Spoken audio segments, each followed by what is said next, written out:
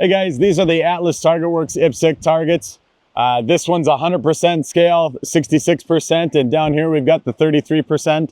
What sets these apart from other ones you may find out there? Well, number one, the material. These are made from 3/8 and 1/2 inch SR 500 plus material, so you can assure that you've got the best target material that's available.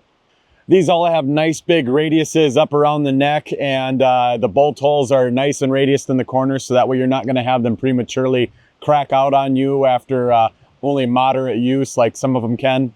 You can mount these in a variety of different ways. You can use your chain or straps or whatever you want to mount it with, or whatever you happen to have if that's the route you want to go.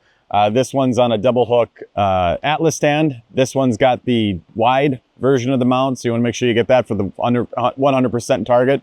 66% can go on my standard, in this case is a double hook T-post mount, but it'll likewise work with the Atlas stand, and vice versa. You can, this is certainly not too big to put on a T-post mount if that's the way you want to go.